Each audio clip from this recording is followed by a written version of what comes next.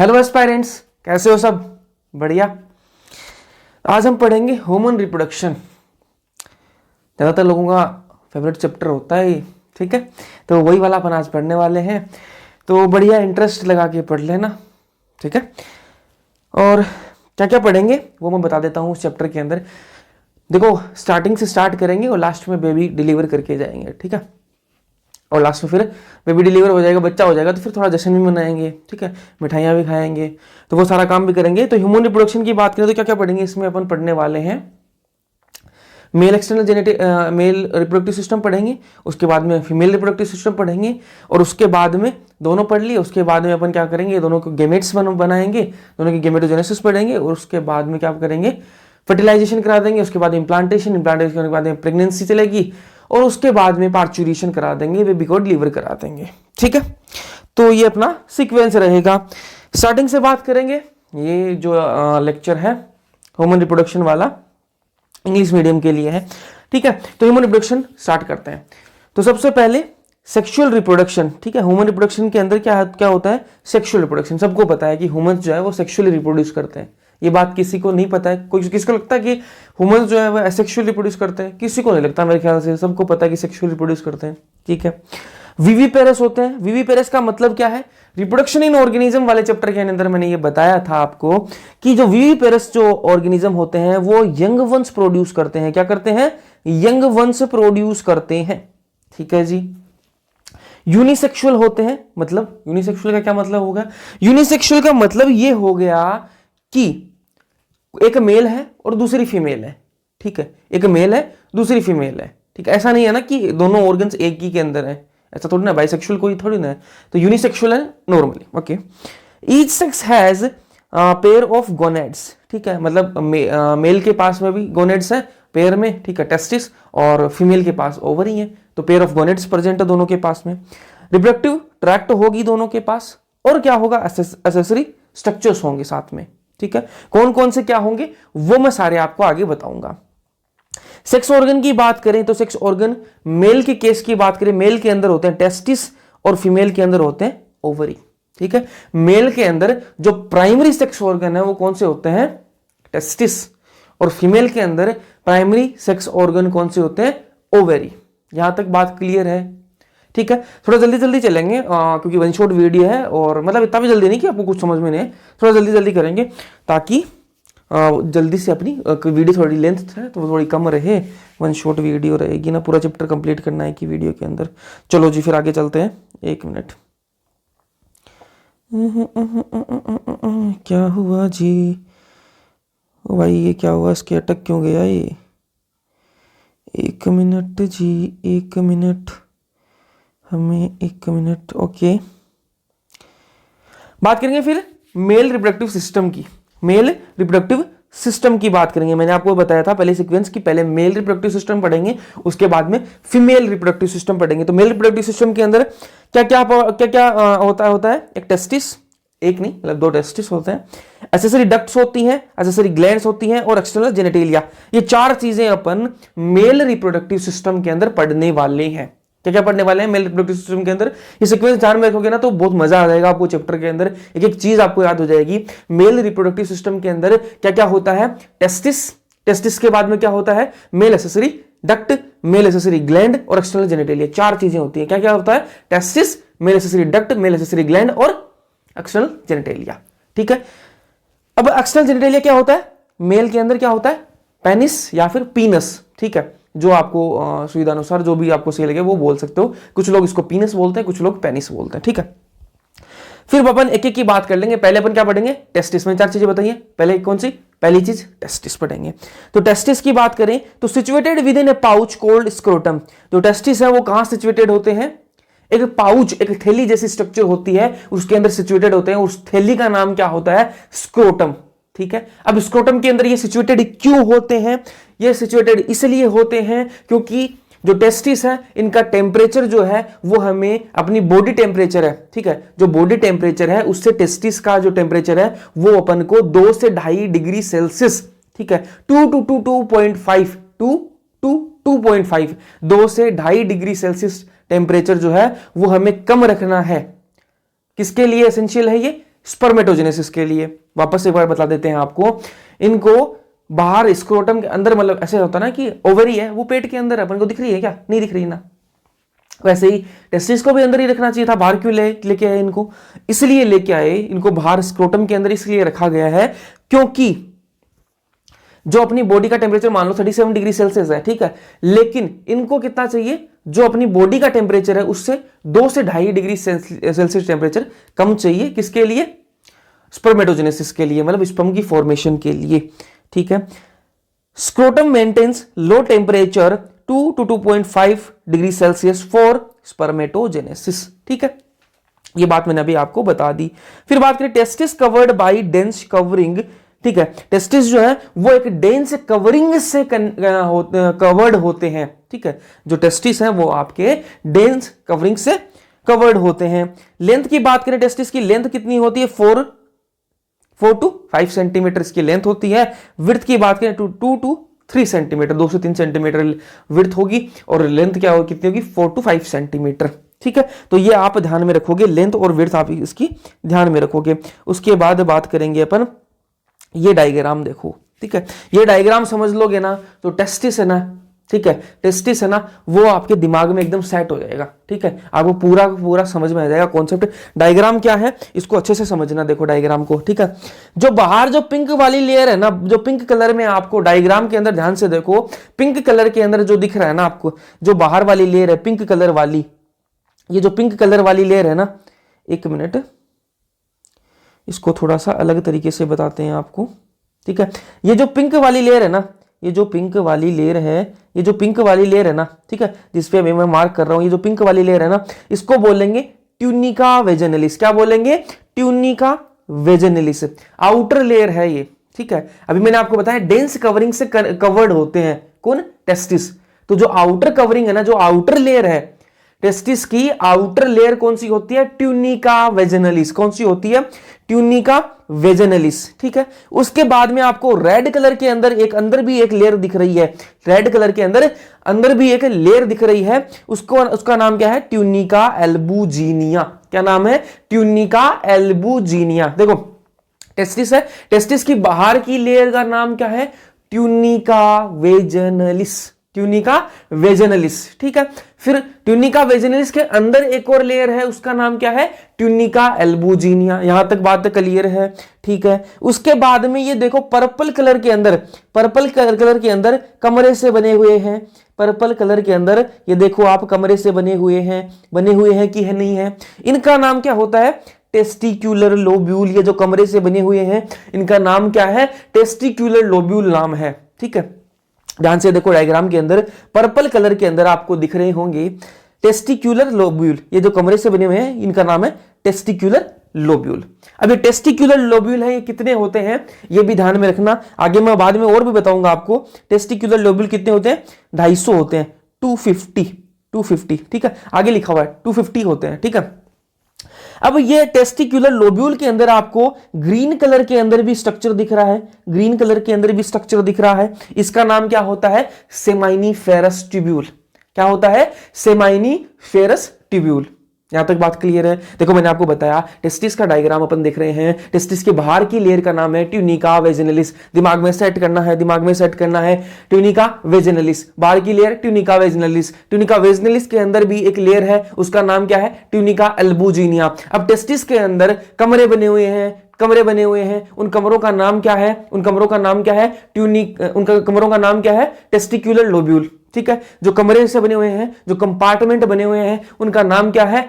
Testicular lobule. कितने होते हैं? 250 होते हैं, ठीक है। अब जो टेस्टिक्यूलर लोब्यूल है उनके अंदर क्या प्रेजेंट है? सेमाइनिफेरस ट्यूब्यूल। क्या प्रेजेंट है? सेमाइनिफेरस ट्यूब्यूल। यहां तक बात क्लियर है, ठीक है।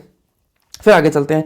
सेमाइनिफेरस ट्यूब्यूल से आगे आप देख रहे हो स्काई ब्लू कलर के अंदर मैंने रिप्रेजेंट किया है, स्काई ब्लू कलर के अंदर जो आपकी सेमाइनिफेरस ट्यूब्यूल है ना, उनसे जो स्काई ब्लू कलर की एक ट्यूब्यूल से निकल रही है, ठीक है, ट्यूब्यूल से निकल रही है, ठीक है बाहर, और वो सारी मिलकर एक नेटवर्क बना रही है, ठीक है, एक जाल सा बना रही है, ठीक है। ये जो स्काई ब्लू कलर के अंदर बाहर निकल के सारी क्या बना रही है? जाल सा बना रही है। ये क्या है? रेटिटेस्टिस। क्या है? रेटिटेस्टिस, क्या है, रेटिटेस्टिस। अब जो रेटिटेस्टिस है ना, सारी रेटिटेस्टिस एक जगह मिल गई, सारी रेटिटेस्टिस आके एक जगह मिल गई, एक जाल सा बना लिया। अब वो जाल है ना, वो जो जाल बन गया, इनको बोलेंगे रेटिटेस्टिस। अब जो रेटिटेस्टिस को कैसे आगे क्या निकलेगा, एक पाइप से निकलेगी, वो सारा जाल है ना एक पाइप में खुल जाएगा, ठीक है। छोटी छोटी पाइपें हैं, ठीक है, छोटी छोटी नलियां हैं, और वो अब क्या जाएंगी, वो एक बड़े पाइप के अंदर खुल जाएंगी, ठीक है, बड़े पाइप के अंदर खुल जाएंगी। और वो बड़े पाइप का नाम क्या है, वॉस एफरेंसिया। क्या नाम है, जस्ट अ मिनट, क्या नाम है,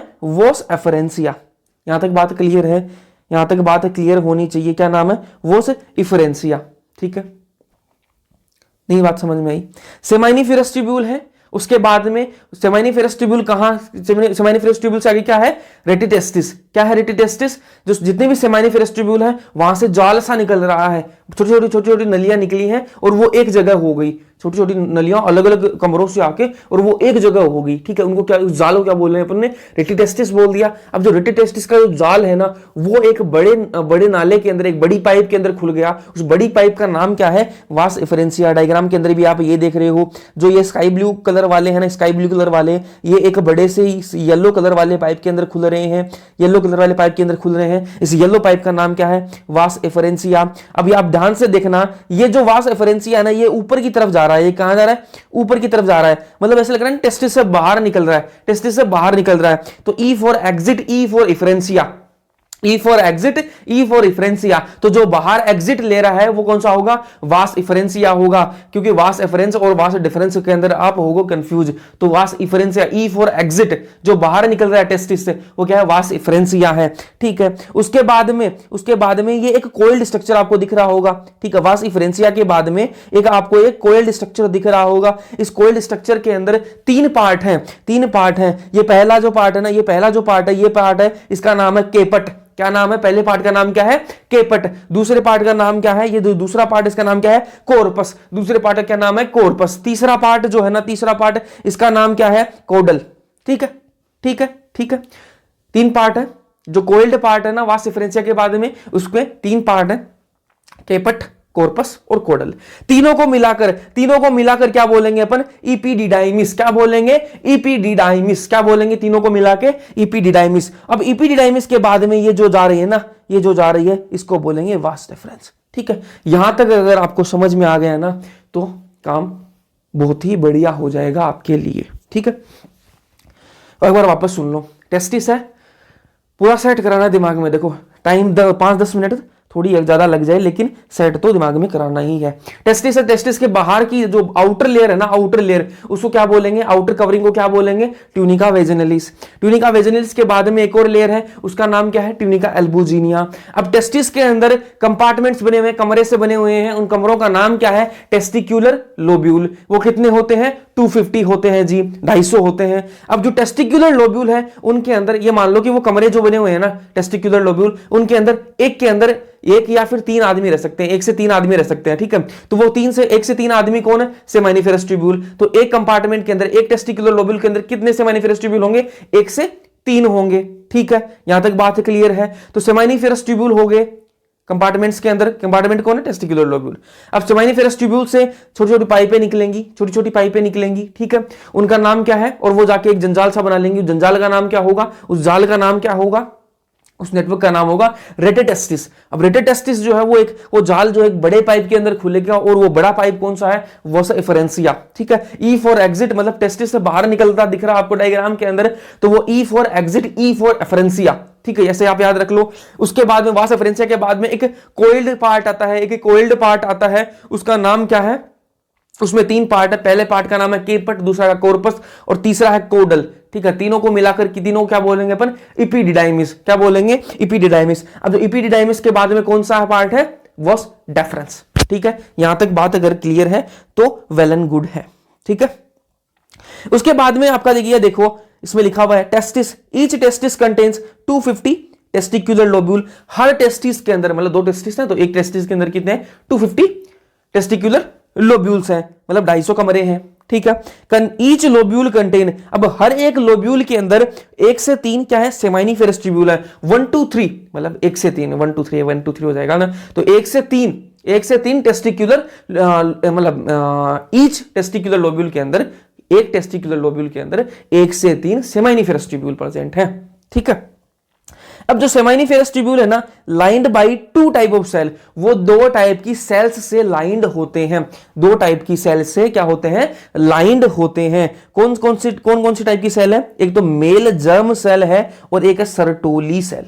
ठीक है, जो सेमाइनिफेरस ट्यूब्यूल है आपकी, वो 2 टाइप की सेल से लाइंड होती है। क्या होती है, 2 टाइप की सेल से क्या होती है, लाइंड होती है। और वो सेल का नाम क्या है, एक है आपकी मेल जर्म सेल और एक है आपकी सर्टोली सेल। ठीक है, मेल जर्म सेल क्या काम करेगी, स्पर्म फॉर्मेशन का काम करेगी जी, क्या काम करेगी, स्पर्म फॉर्मेशन का काम करेगी। और सर्टोली सेल क्या करेगी, Sertoli cell provide nutrition to germ cell. ठीक है, जो जर्म सेल है ना, उसको न्यूट्रिशन प्रोवाइड कराने का काम कौन करेगी, सर्टोली सेल करेगी। और जो मेल जर्म सेल है वो क्या करेगी, स्पर्म फॉर्मेशन का काम करेगी। यहां तक बातें क्लियर है। चलो जी, फिर आगे बात करते हैं। Region outside the seminiferous tubule called interstitial space. ठीक है, जो सेमाइनिफेरस ट्यूब्यूल्स है ना आपकी, उनके बाहर जो स्पेस प्रेजेंट है, उनके बाहर जो स्पेस प्रेजेंट है उसको क्या बोलेंगे, इंटरस्टिशियल स्पेस। क्या बोलेंगे, इंटरस्टिशियल स्पेस। फॉर एग्जाम्पल मैं आपको बताता हूं, ये मान लो क्या है, टेस्टिकुलर लोब्यूल है। ठीक है, ये क्या है, टेस्टिकुलर लोब्यूल, उसका वो कमरा है, इसके अंदर ये 3 क्या प्रेजेंट है, ये आपकी सेमाइनिफेरस ट्यूब्यूल है। क्या है, ये सेमाइनिफेरस ट्यूब्यूल है। और इनके बाहर ये जो सेमाइनिफेरस ट्यूब्यूल है, इनके बाहर ये स्पेस प्रेजेंट है, ये स्पेस प्रेजेंट है। ठीक है, ठीक है, ये स्पेस प्रेजेंट है बाहर।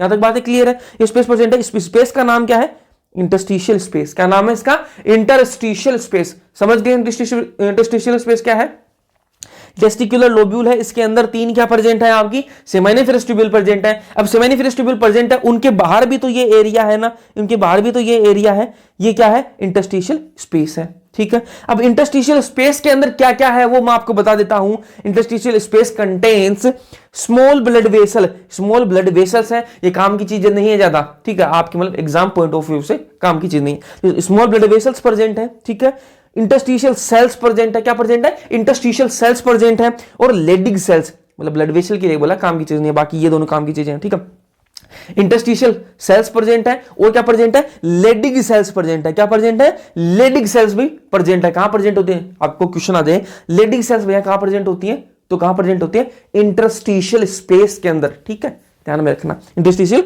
स्पेस के अंदर। अब लेडिग सेल्स जो है ना, लेडिग सेल्स जो है वो काम क्या करती हैं, क्या काम होता है इनका, वो बताते हैं आपको। Synthesize and secrete testicular hormone called androgen. ठीक है, जो लेडिग सेल्स हैं वो सिंथेसाइज भी करती हैं और सिक्रीट भी करती हैं, क्या, एक टेस्टिकुलर हार्मोन निकालती हैं, एंड्रोजन हार्मोन निकालती हैं। ठीक है जी, फिर 2 हार्मोन आपने सुने होंगे, LH and FSH, luteinizing hormone और फॉलिकल स्टिमुलेटिंग हार्मोन। ठीक है, LH जो ल्यूटिनाइजिंग हार्मोन है वो क्या काम करता है, एक्ट ऑन लेडिग सेल्स, जो लेडिग सेल्स हैं उन पर एक्ट करता है। क्या काम करता है, लेडिग सेल्स हैं उन पर एक्ट करेगा। और जो FSH है, फॉलिकल स्टिमुलेटिंग हार्मोन है, वो कहां एक्ट करेगा, Sertoli cells, act on Sertoli cells पर एक्ट करेगा। LH luteinizing hormone, L for LH। ठीक है, और L फॉर क्या हो जाएगा, लेडिग सेल्स। तो इससे आपको याद रहेगा कि LH है वो कहां एक्ट करता है, लेडिग सेल्स पर एक्ट करता है। अपन ने एक चीज पढ़ ली, मैंने आपको बताया था कि मेल रिप्रोडक्टिव सिस्टम के अंदर अपन क्या पढ़ेंगे, 4 चीजें पढ़ेंगे, testis, male accessory duct, male accessory gland और स्टिल जेनिटेलिया। टेस्टिस अपना हो चुका, अब बची 3 चीजें। इसके बाद में क्या पढ़ेंगे अपन, मेल एक्सेसरी डक्ट। देखो सीक्वेंस याद रखोगे ना मेरे साथ साथ, तो आपको पूरा चैप्टर आपको सेट हो जाएगा, यही क्लास के अंदर आपको पूरा चैप्टर आपको याद रह जाएगा। तो अब क्या पढ़ेंगे अपन, मेल एक्सेसरी डक्ट पढ़ेंगे। ठीक है जी, male accessory ducts. Male accessory ducts के अंदर कौन कौन सी डक्ट है, 4 डक्ट है। कौन कौन सी, अभी आपने टेस्टिस अगर से ढंग से पढ़ा है ना, टेस्टिस मैंने जो डायग्राम बताया वो सही से आपने सुना है ना, तो आपको पता है कौन कौन सी डक्ट है। रेटिटेस्टिस, अभी मैंने आपको बताया रेटिटेस्टिस क्या होती है, वो जाल सा था वो। ठीक है, रेटिटेस्टिस। फिर वास एफरेंसिया, E for exit, E for एफरेंसिया, जो बाहर निकल रहा था टेस्टिस से, वो क्या आ गया, वास एफरेंसिया। तो आपको ये भी याद है। इपिडिडाइमिस कौन सा है, वो जो कोइल्ड पार्ट था ना, जिसके अंदर 3 पार्ट थे। ठीक है, केपट, कॉर्पस और कोडल, 3 पार्ट थे ना, वो क्या है, इपिडिडाइमिस हो गया। फिर वास डिफरेंस, इपिडिडाइमिस के बाद में एक और निकल रहा था, वो वास डिफरेंस। ठीक है, तो ये 3 अपन, ये 4 जो है डक्ट है, ये अपन पढ़ चुके हैं टेस्टिस के अंदर। जो डायग्राम मैंने आपको बनाया था और जो मैंने आपको दोबारा बार समझाया था 2-3 बार, तो वो इसीलिए समझाया था कि सारा चीज आपको आ जाए। तो पहले रेटिटेस्टिस, रेटिटेस्टिस वो आपको डायग्राम से याद है, अगर नहीं है तो पीछे करके देख लो हमारी वीडियो को। तो वो क्या है, जंजाल है, ठीक है, वो जाल सा बनता है, उसको रेटिटेस्टिस बोलते हैं। उसके बाद में वो जाल से क्या निकलती है, वास एफरेंसिया निकलती है, जो किससे बाहर निकलती है, टेस्टिस से बाहर निकलती है। E for exit, E for efferentia, वास इफरेंसिया, ठीक है। फिर एपिडिडाइमिस है, एपिडिडाइमिस के अंदर 3 पार्ट थे, केपट, कोस्पस और कोडल, ठीक है। और फिर वास्ट डिफरेंस है, 4 डक्ट है, ठीक है, मेल एक्सेसरी डक्ट हो गया। उसके बाद बात करेंगे पाथवे ऑफ स्पर्म, स्पर्म का पाथवे। आप ये वाला ध्यान में रखना भैया, क्वेश्चन आ जाता है इससे, ठीक है। पाथवे ऑफ स्पर्म, स्पर्म का पाथवे क्या क्या है, मतलब रास्ते की बात करेंगे कि उसका रूट क्या है, स्पर्म का रूट क्या होता है वो देख लेते हैं। सेमाइनिफेरस ट्यूब्यूल, आपको पता है कि स्पर्म सेमाइनिफेरस ट्यूब्यूल के अंदर बनता है। तो सेमाइनिफेरस ट्यूब्यूल के बाद में क्या आता है, डायग्राम अगर आपको याद है टेस्टिस का, अभी मैंने जो बताया आपको वो डायग्राम आपको याद ना, तो आपको ये भी पता है, आपको पढ़ने की जरूरत ही नहीं है, ये आपको पाथवे पहले से पता है कि सेमाइनिफेरस ट्यूब्यूल के अंदर बन रहा था स्पर्म, उसके बाद में भैया रेटिटेस्टिस थी जो जाल सा बना था, उसके बाद में वास एफरेंसिया आएगा, उसके बाद में एपिडिडाइमिस आएगा, उसके बाद में वास डिफरेंस आएगा, यहां तक तो आपको पता है, ठीक है। तो रेटिटेस्टिस आएगा सेमाइनिफेरस ट्यूब्यूल के बाद में, उसके बाद में वास एफरेंसिया आएगा, उसके बाद में एपिडिडाइमिस आएगी, उसके बाद में वास डिफरेंस आएगी, उसके बाद में क्या आएगा, इजाकुलेटरी डक्ट आ जाएगी, और उसके बाद में यूरिथ्रा आ जाएगा। तो आपको ये स्पर्म पाथवे आपको याद हो जाएगा अगर वो डायग्राम आपको याद है तो डायग्राम को भैया 2-3 बार देख लेना चाहिए, लेकिन ढंग से एक बार समझ लेना। मैंने भी 2-3 बार बता दिया और आप भी उसको वापस देख लीजिएगा पीछे करके। सेमाइनिफेरस ट्यूब्यूल के बाद में क्या आएगा, रेटिटेस्टिस के बाद में वो सेफरेंसिया के बाद में एपिडिडाइमिस के बाद में वो डिफरेंस, उसके बाद में इजाकुलेटरी डक्ट, और उसके बाद में यूरिथ्रा, ठीक है। फिर आगे चलते हैं, मेल एक्सेसरी ग्लैंड्स की बात करेंगे। मेल रिप्रोडक्टिव सिस्टम के अंदर मैंने 4 चीजें बताई थी, कौन कौन सी, testis, male accessory duct, male accessory gland और एक्सटेंशन जेनिटलिया। 2 चीजें बहुत बढ़ चुके, टेस्टिस पढ़ लिए अपने और डक्ट पढ़ लिए अपन ने। अब बात करेंगे मेल एक्सेसरी ग्लैंड्स की। तो मेल एक्सेसरी ग्लैंड कौन कौन सी हैं, 3 की बात करेंगे तो 3 ही होती हैं, सेमाइनल वेसाइकल, प्रोस्टेट और बल्बो यूरेथ्रल ग्लैंड। कौन कौन सी, सेमाइनल वेसाइकल्स, प्रोस्टेट और बल्बो यूरेथ्रल ग्लैंड। तो सेमाइनल वेसाइकल जो है, इनके नंबर की देख लेते हैं, सेमाइनल वेसाइकल कितने नंबर में होती हैं, मतलब कितनी होती हैं, प्रोस्टेट कितनी होती हैं, और बल्बो यूरेथ्रल ग्लैंड कितनी होती हैं। तो सेमाइनल वेसाइकल जो है वो 2 होती हैं, ठीक है, मतलब पेयर में होती हैं तो 2 होती हैं। जो प्रोस्टेट ग्लैंड है वो अकेली होती है, ठीक है। जो सेमाइनल वेसाइकल है वो कितनी होती है, 2 पेयर में होती है। प्रोस्टेट 1 होती है, और बल्बो यूरेथ्रल ग्लैंड कितनी होती है, 2 होती है, ठीक है। ये जो है सेमाइनल वेसाइकल, इसका काम क्या है, सिक्रीट करती है फ्लूइड को सिक्रीट करती है, और क्या बनाती है, सीमन बनाती है, ठीक है। फ्लूइड को सिक्रीट करती है, ये एक फ्लूइड निकालती है और वो सीमन बनाती है। सीमन का कितना पार्ट बनाती है, 70 से 80% पार्ट जो है वो सेमाइनल वेसाइकल का जो सिक्रीशन होता है वो बनाता है, ठीक है।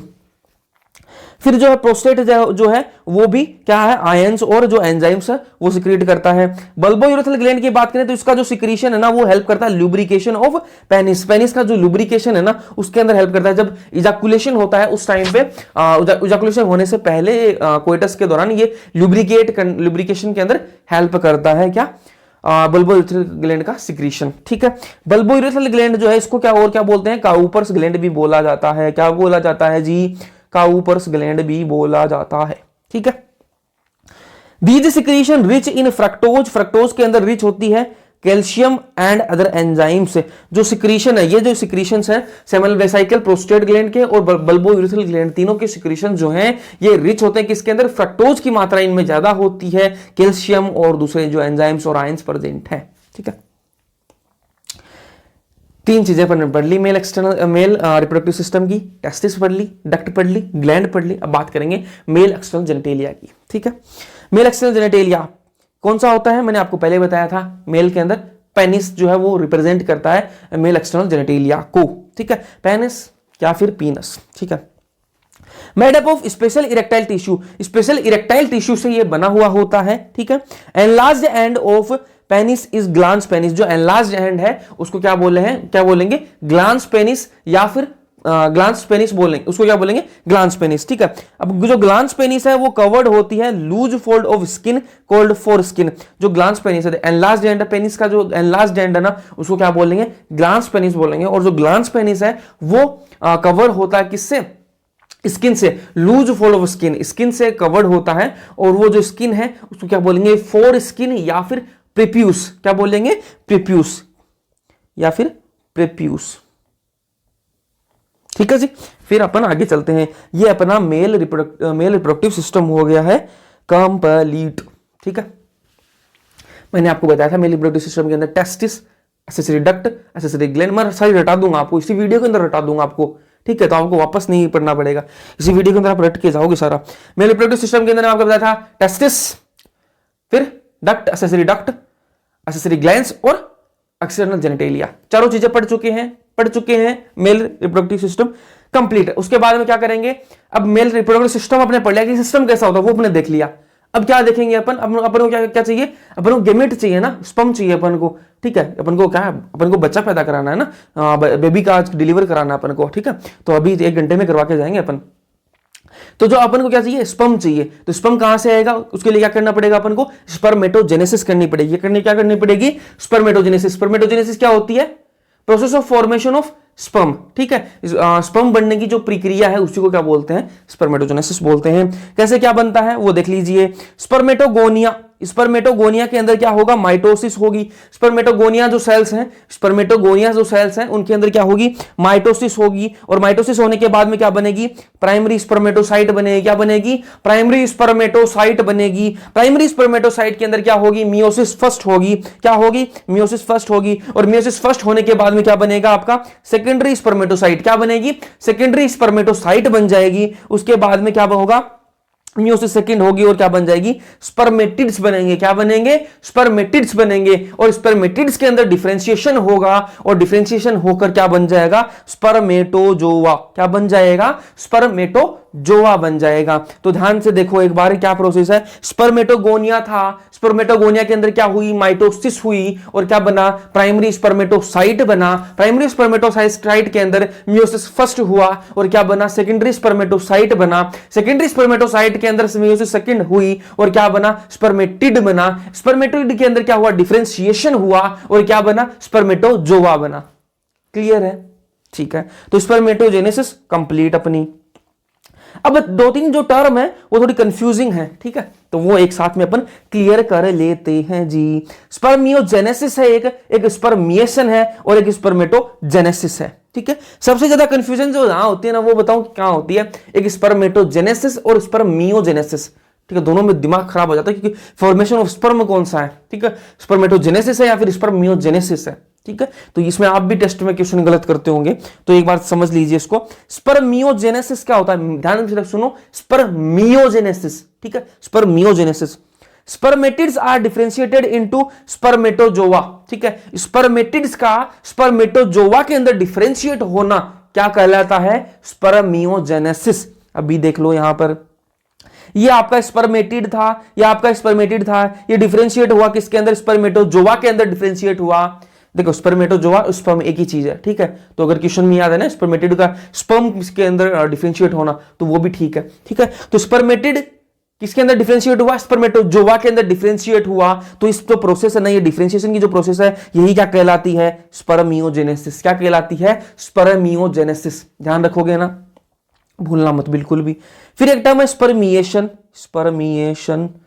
ठीक है, स्पर्मिएशन क्या होता है, release of sperm from seminiferous tubule. Seminiferous tubule से स्पर्म का रिलीज होना, सेमाइनिफेरस ट्यूब्यूल से स्पर्म का रिलीज होना क्या कहलाता है, स्पर्मिएशन कहलाता है। क्या कहलाता है, स्पर्मिएशन कहलाता है। और स्पर्मेटोजेनेसिस तो आपको पता लग गया होगा अब तक कि स्पर्मेटोजेनेसिस क्या है, process of formation of sperm, sperm का बनना, स्पर्मेटोजेनेसिस। मैं वापस आपको एक टर्म क्लियर कर देता हूं। स्पर्मेटोजेनेसिस क्या है, process of formation of sperm, sperm का बनना, स्पर्मेटोजेनेसिस। स्पर्म का बनना स्पर्मेटोजेनेसिस होता है। ठीक है, और सेमाइनिफेरस ट्यूब्यूल से स्पर्म का रिलीज होना, सेमाइनिफेरस ट्यूब्यूल से स्पर्म का रिलीज होना क्या होता है, स्पर्मिएशन। ध्यान में रखना ये टर्म क्या होता है, स्पर्मिएशन होता है। और स्पर्मियोजेनेसिस क्या होता है, स्पर्मेटिड का स्पर्मेटोजोआ के अंदर डिफरेंशिएट होना। स्पर्मेटिड का स्पर्मेटोजोआ के अंदर डिफरेंशिएट होना क्या होता है, आपका स्पर्मियोजेनेसिस। चलो जी, कंप्लीट है ये। ठीक है, स्पर्मेटोजेनेसिस कंप्लीट। अब बात करते हैं स्पर्म के बारे में, थोड़ी सी मैं आपको बता देता हूं कि स्पर्म क्या है। पहले आप स्पर्म का डायग्राम देख लो, उसके बाद हम बात करेंगे। ठीक है, तो ये स्पर्म का स्ट्रक्चर है, स्ट्रक्चर ऑफ स्पर्म ये है। ठीक है, एनसीईआरटी का डायग्राम है, कोई दिक्कत नहीं। इसके अंदर जो मेन चीज है ना वो आप यहां पर देखो, ये एक तो ये पार्ट है हेड के अंदर, ये एक्रोसोम, ठीक है। एक ये जो आपकी जो मिडल पीस है ना, इसके अंदर माइटोकॉन्ड्रिया प्रेजेंट है, मिडल पीस के अंदर माइटोकॉन्ड्रिया, ठीक है जी। एक ये टेल प्रेजेंट है, ठीक है। इन तीनों के अपन बात कर लेंगे, ये मुख्य इसके चीजें हैं। एक्रोसोम होता है ना, एक्रोसोम, ठीक है। एक्रोसोम की बातें कर लेते हैं। कैप लाइक स्ट्रक्चर है ये, क्या है ये? कैप लाइक स्ट्रक्चर, एक टोपी जैसी कैप बनते ना, कैप लाइक स्ट्रक्चर है, ठीक है। Which covers the anterior part of sperm, sperm का जो एंटीरियर पार्ट, जो अगला भाग है ना, उसको कवर करके रखता है, जो क्या है? एक्रोसोम। और जो एक्रोसोम, ये वाली जो बातें मैं बता रहा हूं ना, ये ध्यान में रखना, फर्टिलाइजेशन में काम आएगी ये वाली बात। कभी जब थोड़ी देर में फर्टिलाइजेशन कराएंगे 5-10 मिनट में, तो तब आपको ये बातें काम में आएंगी। तो कैप लाइक स्ट्रक्चर है, ठीक है, जो कवर करके रखता है किसका? स्पर्म का जो एंटीरियर पार्ट है उसको कवर करके रखता है। Filled with enzymes which help in fertilization, fertilization के अंदर हेल्प करता है, इसके अंदर एंजाइम्स प्रेजेंट हैं, ठीक है। जो आपका एक्रोसोम है ये ऐसे कैप लाइक स्ट्रक्चर है, ठीक है। इसके अंदर एंजाइम्स भरे हुए हैं, क्या भरे हुए हैं? एंजाइम्स भरे हुए हैं। और जो एंजाइम्स भरे हुए हैं वो क्या काम आएंगे? वो फर्टिलाइजेशन के अंदर काम आएंगे। अभी मैं 5-10 मिनट में फर्टिलाइजेशन कराएंगे तब ये काम आएंगे, तो ध्यान में रखना, ठीक है। जो एक्रोसोम के अंदर क्या भरे हुए हैं? एंजाइम्स भरे हुए हैं, और वो फर्टिलाइजेशन के अंदर हेल्प करेंगे।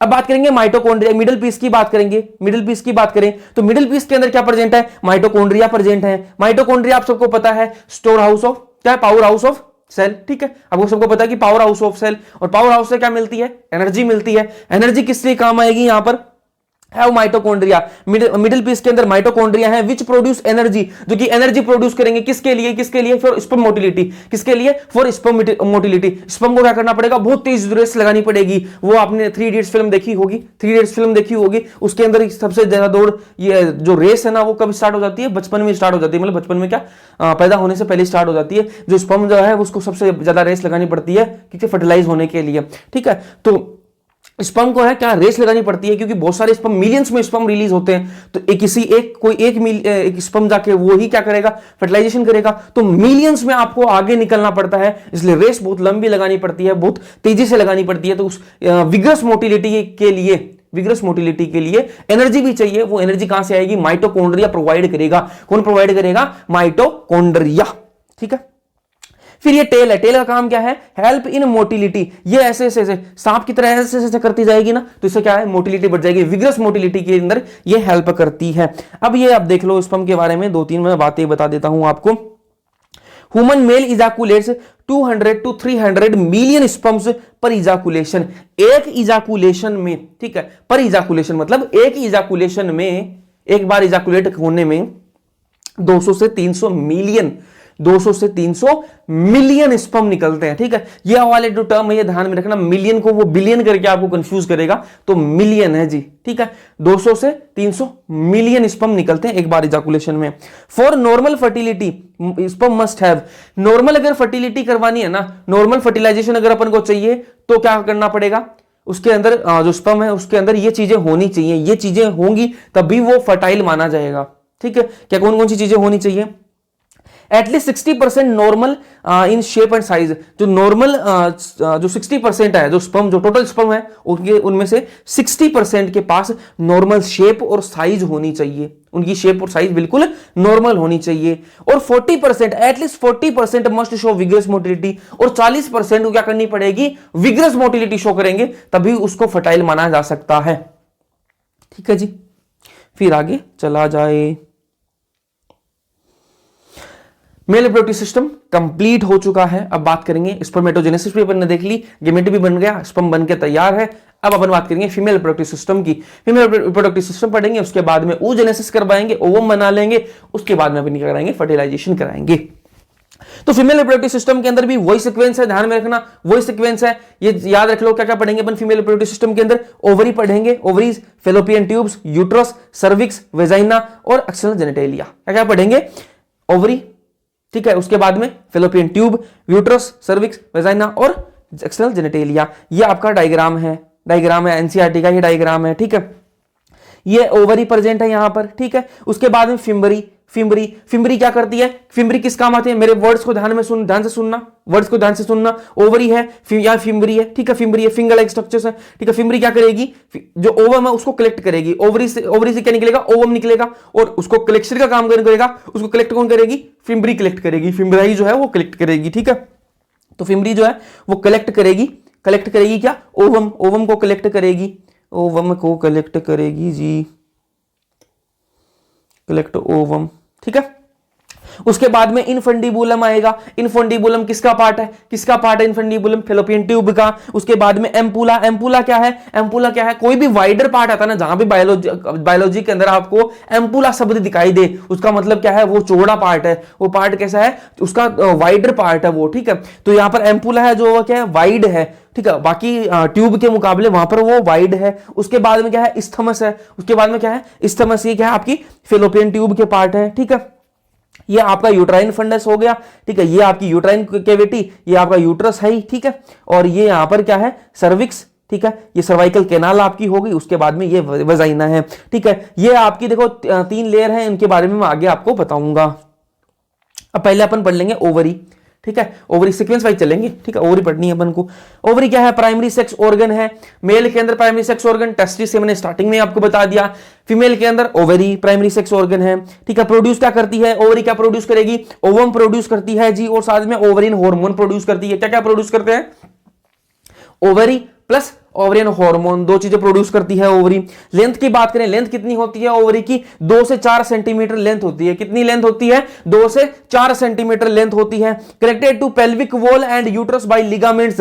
और जो ओवरी है ना, वो ऐसे थोड़ी ना हवा में लटकी हुई है कहीं, ठीक है, कनेक्टेड तो है ना, कनेक्टेड तो है। तो कनेक्टेड किससे है, पेल्विक वॉल से कनेक्टेड है, और किससे, यूट्रस से कनेक्टेड है। किससे कनेक्टेड है, पेल्विक वॉल से कनेक्टेड है, और यूट्रस से कनेक्टेड है। किसकी हेल्प से, लिगामेंट की हेल्प से कनेक्टेड है, ठीक है जी। उसके बाद में ये आप ये देखो एनसीईआरटी में कुछ लाइनें लिखी हुई हैं उल्टी सीधी, उनका ये मतलब है सीधा सा, ठीक है। ये बाहर क्या है, ओवरी जो है ना, उसका स्ट्रक्चर है रफ डायग्राम, हाँ ये एनसीईआरटी के अंदर नहीं दे रखा है, ठीक है, और ऐसा होता भी नहीं है, ये मैंने समझाने के लिए बताया, ठीक है। ये जो बाहर जो है ना, जो स्काई ब्लू कलर के अंदर है, ये क्या है, थिन इपिथीलियम। जो बाहर इस मैंने स्काई ब्लू कलर के अंदर जो सर्कल सा दिखाया, ये क्या है, जो बाहर की जो आउटर लेयर है, क्या है, थिन इपिथीलियम है, ठीक है, थिन इपिथीलियम है। अंदर जो है, अंदर के जो है उसको क्या बोलेंगे, स्ट्रोमा बोलेंगे। अंदर वाली लेयर, अंदर जो भी मटेरियल है उसको क्या बोलेंगे, स्ट्रोमा बोलेंगे। अब जो है ये ग्रीन कलर में जो दिख रहा है ना, जो पेरीफेरी पे है, जो ग्रीन कलर के अंदर जो पेरीफेरी के अंदर है, वो क्या है, पेरीफेरल कोर्टेक्स है। जो ग्रीन कलर के अंदर आपको दिख रहा है पेरीफेरी पर, ठीक है, आउटर में, वो क्या है, पेरीफेरल कोर्टेक्स है। और जो अंदर जो है, जो अंदर का जो मटेरियल है, वो क्या है, इनर मेडुला है। वो अंदर क्या है, इनर मेडुला। और दोनों को क्या बोलेंगे अपन, स्ट्रोमा। क्या बोलेंगे, स्ट्रोमा। यहां तक समझ में आ गया होगा। उसके बाद में बात करेंगे अपन यूट्रस की। ओवरी पढ़ ली, फेलोपियन ट्यूब के बारे में आपको बता दें कि उसके अंदर क्या क्या पार्ट है। इनफंडिबुलम है आपका, उसके बाद में क्या है, एम्पुला है, उसके बाद में स्थमस है, ये फेलोपियन ट्यूब हो गया आपका। उसके बाद में बात करेंगे अपन यूट्रस की। तो यूट्रस की बात कर लेते हैं। यूट्रस का शेप कैसे होता है, सबसे पहले आपको पता होना चाहिए ये बात, इन्वर्टेड पियर शेप का होता है। कैसा होता है, इन्वर्टेड पियर शेप का। कैसा होता है, इन्वर्टेड पियर शेप, ध्यान में रखना। ऑल्सो कॉल्ड वोम्ब, इसको वोम्ब भी बोला जाता है। और हिस्टेरा, ध्यान में रखना, हिस्टेरा ग्रीक वर्ड है ये, हिस्टेरा, ठीक है, हिस्टेरा भी इसको बोला जाता है, और वोम्ब भी बोला जाता है यूट्रस को ही, ठीक है। Attach to pelvic wall by ligaments, ठीक है, अटैच टू पेल्विक वॉल से अटैच्ड होता है, ठीक है, किसकी हेल्प से, लिगामेंट की हेल्प से अटैच्ड होता है, ठीक है। ओवरी किससे अटैच था, यूट्रस, यूट्राइन वॉल और पेल्विक वॉल से अटैच था। और जो यूट्रस है वो किससे अटैच्ड है, पेल्विक वॉल से अटैच्ड होगा लिगामेंट की मदद से। इसके अंदर 3 लेयर है, यूट्राइन वॉल के अंदर 3 layers of uterine wall. Uterus की जो वॉल है उसके अंदर 3 लेयर से बना हुआ है। कौन कौन सी है, जो एक्सटर्नल है उसका नाम है पेरीमीट्रियम, जो मिडल है उसका नाम है मायोमीट्रियम, जो इनर है उसका नाम है एंडोमीट्रियम, ध्यान में रहेगा, ठीक है। एंडोमीट्रियम जो है ना, उसके अंदर क्या होगी, उसके अंदर यही समझ लो आप, एंडोमीट्रियम जो है उसके अंदर जो मेंस्ट्रुअल साइकिल चलेगी तब ब्लीडिंग जो है, ब्लीडिंग के अंदर कौन सी जो लेयर है वो ब्रेकडाउन होगी, एंडोमीट्रियम ब्रेकडाउन होती है। मेंस्ट्रुअल साइकिल के अंदर कौन सी लेयर ब्रेकडाउन होती है, एंडोमीट्रियम। और मायोमीट्रियम कब काम आती है, जब डिलीवरी होती है, जब पार्चुरेशन होता है, उस टाइम पे जो कॉन्ट्रैक्शन होता है ना, उस टाइम पे जब कॉन्ट्रैक्शन होता है, वो कहां कॉन्ट्रैक्शन होता है, मायोमीट्रियम के अंदर कॉन्ट्रैक्शन होता है। फिर बात करेंगे फीमेल एक्सटर्नल जेनेटेलिया की। क्या, किसकी बात करेंगे, फीमेल एक्सटर्नल जेनेटेलिया की, ये ध्यान से सुनना, ठीक है। मॉन्स प्यूबिस, ठीक है, इसके बाद में डायग्राम भी बनाऊंगा मैं इसका, ठीक है। तो इसको पहले ध्यान से समझ लोगे तो डायग्राम बनाने में आपको भी आसानी होगी, आपको समझ में भी जल्दी आएगा। मोन्स प्यूबिस क्या होता है? Question like fatty tissue covered by skin and pubic hairs, ठीक है। एक गद्दी जैसा क्या है? फैटी टिश्यू है, गद्दी जैसा फैटी टिश्यू है जो कि स्किन से कवर्ड है और उस पर प्यूबिक हेयर प्रेजेंट है, ठीक है। ध्यान से सुनो, एक गद्दी जैसा, गद्दी क्वेश्चन किसको बोलते हैं? गद्दी को, ठीक है। तो एक गद्दी जैसा क्या है? फैटी टिश्यू है, उस पर स्किन प्रेजेंट है, उस स्किन पर क्या है? प्यूबिक हेयर्स प्रेजेंट है। क्या प्रेजेंट है? प्यूबिक हेयर्स प्रेजेंट है। ये आपका मोन्स प्यूबिस है। फिर लेबिया मेजोरा क्या है? लेबिया मेजोरा क्या है? फ्लैशी फोल्ड्स ऑफ टिश्यू के फ्लैशी फोल्ड्स प्रेजेंट है। क्या प्रेजेंट है? टिश्यू के फ्लैशी फोल्ड्स, मतलब ऐसे एक फोल्ड्स प्रेजेंट है, ऐसे, ठीक है, इस टाइप से फोल्ड प्रेजेंट है, ठीक है, फोल्ड प्रेजेंट है। फिर क्या है? लेबिया माइनोरा भी क्या है? पेड फोल्ड ही है। लेबिया मेजोरा भी पेड फोल्ड थे, लेबिया माइनोरा भी फोल्ड ही है, लेकिन ये किसके नीचे है? लेबिया मेजोरा के नीचे है। देखो ऐसे लेबिया मेजोरा है, फिर इसके नीचे भी ऐसा स्ट्रक्चर है, लेकिन वो इसके नीचे है। ये लेबिया मेजोरा हो गया। सेम ऐसा स्ट्रक्चर लेबिया माइनोरा का है, लेकिन वो लेबिया मेजोरा के नीचे प्रेजेंट है। डायग्राम के अंदर दिखाने की कोशिश करूंगा। हाइमन क्या होता है? Partially covers the opening of vagina की जो ओपनिंग है उसको पार्शियली कवर करके रखता है। और ये मैंने आपको एक मेरी चैनल पे एक वीडियो भी पड़ी है वर्जिनिटी टेस्ट के नाम से, तो वो आप देखना चाहो तो देख सकते हो। तो उसके अंदर हाइमन का ही है सारा, जो हाइमन जो है ना वो पार्शियली कवर करके रखता है, तो माना ये जाता है, ठीक है, और जाता होगा। एनसीईआरटी के अंदर ये लाइन लिख रखी है कि ऐसे माना जाता था कि ये प्रेगनेंसी मतलब इंडिकेटर है कि फर्स्ट कोइटस है या नहीं है। मतलब फर्स्ट कोइटस में अगर ब्लीडिंग हुई है तो वो मतलब वर्जिन है, गर्ल जो है वो वर्जिन है। अगर फर्स्ट कोइटस के अंदर ब्लीडिंग नहीं हुई तो वो वर्जिन नहीं है, ऐसा माना जाता था या फिर है। एनसीईआरटी के अंदर इसकी लाइन लिखी हुई है। तो मतलब हाँ, ये कोई रिलायबल इंडिकेटर नहीं है वर्जिनिटी का, ठीक है। मतलब टेम्पून्स यूज करते हैं तब ये ब्रेक हो सकता है हाइमन, साइकिलिंग के अंदर, हॉर्स राइडिंग के अंदर ब्रेक हो सकता है। तो ये रिलायबल इंडिकेटर नहीं है। और क्या है इसके अंदर? कुछ फीमेल्स ऐसी होती हैं जिनके अंदर कोइटस के बाद में भी हाइमन जो है वो ब्रेक नहीं होता, परसिस्ट करता है, ठीक है। तो वो भी एक है। और अगर कोई फीमेल जो है वो एक्टिवली पार्टिसिपेट करती है स्पोर्ट्स के अंदर, जैसे लॉन्ग जंप हो गया, रनिंग हो गई, तो वैसे भी ब्रेक हो जाता है, ठीक है। तो जो हाइमन जो है, जो फर्स्ट कोइटस में जो ब्लीडिंग होती है वो हाइमन की वजह से होती है। और अगर किसी का नहीं हो रही तो ऐसा मानिए कि वो वर्जिन नहीं है, ठीक है। तो ये रिलायबल इंडिकेटर नहीं है। तो ये लाइन है, ये जो चीजें रिलेटेड थी हाइमन से, इसलिए हमने आपको बता दी। फिर बात करें क्लाइटोरिस की बात करते हैं। क्लाइटोरिस क्या है? टाइनी फिंगर लाइक स्ट्रक्चर है। क्या है? टाइनी फिंगर लाइक, उंगली जैसा स्ट्रक्चर है, टाइनी फिंगर लाइक स्ट्रक्चर, छोटा सा स्ट्रक्चर है, which lies at upper junction of two labia minora, ठीक है। ऐसे फ्लैशी फोल्ड्स हैं, ठीक है। क्या है? ये लेबिया मेजोरा। ऐसे ही लेबिया माइनोरा के हैं वो जो कि लेबिया मेजोरा के नीचे हैं। और ये जो वाला जो जंक्शन है ना, ये वाला जो पार्ट है, देखा, ये लेबिया मेजोरा है। ये जो एस्पेन है ना, ये जो एस्पेन है, जो स्टाइलस है आपका, ये मेरा जो स्टाइलस है ना, ये क्या है? क्लाइटोरिस, ठीक है। ये ऐसे जंक्शन पर प्रेजेंट है, ठीक है। अब इसका डायग्राम बना लेते हैं, ठीक है, आपको समझाने के लिए जी। Just a minute.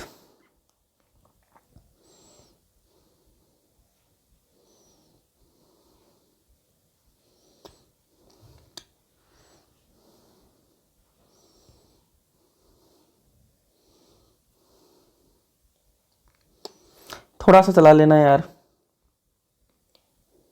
ठीक है। ये क्या है? ये क्या है आपका? ये फैटी टिश्यू है, ठीक है। मैंने आपको बताया था कि गद्दीदार एक क्वेश्चन लाइक स्ट्रक्चर है, ठीक है, फैटी टिश्यू है, इस पर प्यूबिक हेयर्स प्रेजेंट है, प्यूबिक हेयर्स प्रेजेंट है। ये क्या है आपका? मोन्स प्यूबिस। क्या है ये? मोन्स प्यूबिस, ठीक है जी। फिर मैंने आपको बताया लेबिया मेजोरा मैंने आपको बताया वो क्या था? फ्लैशी फोल्ड्स थे, ठीक है, फ्लैशी फोल्ड्स थे जो कि कुछ इस प्रकार के हैं, कुछ इस प्रकार के हैं। ये क्या है? Labia majora. ये आपका क्या हो गया? Labia majora. उसके बाद में मैंने आपको बताया क्या? मैंने आपको बताया था लेबिया माइनोरा, ठीक है। वो भी ऐसे ही फ्लैशी फोल्ड्स हैं, वो भी ऐसे ही क्या है? फ्लैशी फोल्ड्स हैं जो कि नीचे हैं। किसके नीचे हैं? लेबिया मेजोरा के नीचे प्रेजेंट है। उनका नाम क्या है? लेबिया माइनोरा, ठीक है। ये फ्लैशी फोल्ड्स भी सेम ही है, लेकिन ये किसके नीचे प्रेजेंट है? लेबिया मेजोरा के नीचे प्रेजेंट है, लेबिया माइनोरा। अब लेबिया माइनोरा जो है ना, ध्यान में रखना, लेबिया मेजोरा के जंक्शन पर नहीं है, ठीक है। लेबिया माइनोरा के जंक्शन पर प्रेजेंट है क्या है? क्लाइटोरिस। क्लाइटोरिस जो है वो जंक्शन पर प्रेजेंट है किसके? Labia minora. ध्यान से देखना, ये जो लेबिया माइनोरा है ना, इसके जंक्शन पर ये जो मैंने रेड कलर में शो किया है, ये क्या है? क्लाइटोरिस है। क्या है? क्लाइटोरिस, ठीक है। अब हाइमन मैं आपको और दिखा देता हूं, ठीक है। ये जो है ये वेजाइना है और यहां पर ये हाइमन एज्यूम कर लो, ठीक है। ये क्या है? हाइमन, ठीक है, जो पार्शियली कवर करके रखता है। ये एक्सटर्नल जेनिटेलिया का मैंने डायग्राम बनाने की कोशिश करी है आपको समझाने के लिए। तो जो फैटी टिश्यू मैंने आपको बताया, जो यहां पर जो प्रेजेंट है ऊपर की तरफ, यहां पर स्किन से कवर है और उस पर क्या प्रेजेंट है? प्यूबिक हेयर्स प्रेजेंट है, ये इसको बोलेंगे मॉन्स प्यूबिस। उसके बाद में ऐसे फ्लैशी फोल्ड्स हैं, ठीक है, ऐसे फ्लैशी फोल्ड्स मैंने आपको दिखाया। जो ग्रीन कलर के अंदर है वो लेबिया मेजोरा है, और वैसा ही सेम फ्लैशी फोल्ड नीचे प्रेजेंट है लेबिया मेजोरा के, वो मैंने आपको स्काई ब्लू कलर के दिखाया, वो लेबिया माइनोरा है। उसके बाद में रेड कलर के अंदर मैंने आपको क्लाइटोरिस दिखाया, जो कहां प्रेजेंट होता है? लेबिया माइनोरा के जंक्शन पर प्रेजेंट होता है। और फिर मैंने आपको हाइमन दिखाया, जो कि एक मेम्ब्रेन है जो पार्शियली कवर करती है वेजाइना को। फिर आगे चलते हैं, मेमोरी ग्लैंड की बात कर लेते हैं, ठीक है जी।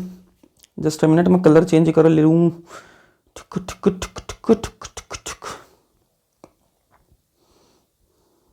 क्लास थोड़ी सी बड़ी रहेगी लेकिन कवर तो पूरा करना है, ठीक है। मेमोरी ग्लैंड की बात कर लेते हैं, मेमोरी ग्लैंड की बात कर लेते हैं। मेमोरी ग्लैंड क्या है? ग्लैंडुलर टिश्यू है, क्या है? ग्लैंडुलर टिश्यू है, और वेरिएबल अमाउंट में इनके अंदर फैट है। जो मेमोरी ग्लैंड है ना, मेमोरी ग्लैंड जो है वो क्या है? ग्लैंडुलर टिश्यू है, टिश्यू तो है ही, साथ में वहां पर वेरिएबल अमाउंट में, ठीक है, वेरिएबल अमाउंट में फैट भी प्रेजेंट होती है। क्या प्रेजेंट होती है? फैट प्रेजेंट होती है। ग्लैंडुलर टिश्यू का काम क्या है? मिल्क फॉर्मेशन का काम है। जो ग्लैंडुलर टिश्यू है उनका काम क्या है? मिल्क फॉर्मेशन का काम है। और जो वेरिएबल अमाउंट में जो फैट प्रेजेंट है ना, उसका क्या काम है? सपोर्ट का काम है। किसका काम है? सपोर्ट का काम है, ठीक है। अब ये सीक्वेंस आप याद में रखना, इसके लिए मैं आपको ट्रिक भी बता दूंगा, ठीक है। जो ग्लैंडुलर टिश्यू है ना, ग्लैंडुलर टिश्यू वो डिवाइड होंगे किसके अंदर? मेमोरी लोब्स के अंदर। मेमोरी लोब्स कितनी होती हैं? 15 से 20। कितनी होती है? 15 से 20। ध्यान में रखना, मेमोरी लोब्स कितनी होती हैं? 15 से 20 होती हैं, ठीक है। मेमोरी लोब्स है वो कंटेन करती हैं क्या? एल्विलाई कंटेन करती हैं। क्या कंटेन करती हैं? एल्विलाई। अब जो एल्विलाई है ना, वो ओपन होंगी किसके अंदर? मेमोरी डक्ट के अंदर। मेमोरी डक्ट के अंदर ओपन होंगी। मेमोरी डक्ट जो है ना, वो ज्वाइन करेंगी और क्या बनाएंगी? एम्पुला। और एम्पुला जो कनेक्ट होगा वो लैक्टिवेरस डक्ट से कनेक्टेड हो जाएगा। अभी सीक्वेंस को आप याद रख सकते हो। मेमोरी ग्लैंड का जो सिक्रीशन है, जो सिक्रीशन का जो सीक्वेंस है ना, उसको आप याद रख सकते हो एक ट्रिक से। ट्रिक का नाम है लाडला, LADALA, ठीक है। तो लाडला से आप इसको याद रख सकते हो। L फॉर मेमोरी लोब, ठीक है, मेमोरी। इसको यहां ना लिख के मैं आपको बता देता हूं। L का मतलब हो जाएगा मेमोरी लोब, A का मतलब हो जाएगा एल्विलाई, ठीक है। D का मतलब हो जाएगा आपके डक्ट, ठीक है। एम्पुला का मतलब हो जाएगा ए का मतलब हो जाएगा एम्पुला। उसके बाद में LA है, लास्ट में क्या है? LA है, ठीक है, LA है। तो LA का मतलब क्या हो जाएगा? लैक्टिफेरस डक्ट, ठीक है। तो आप ऐसा ही आपको याद रख सकते हो, इसको कैपिटल कर लो ताकि सही रहेगा। तो ऐसा आप लाडला से इसको पूरे सीक्वेंस को आप इसको याद रख सकते हो। फिर आप ये देख लो, female reproductive part along with pair of mammary gland, ठीक है। Mammary gland plus female reproductive part, ठीक है, integrated structurally and functionally. Structurally और फंक्शनली वो इंटीग्रेटेड होते हैं किसके सपोर्ट के लिए? कि क्या करते हैं?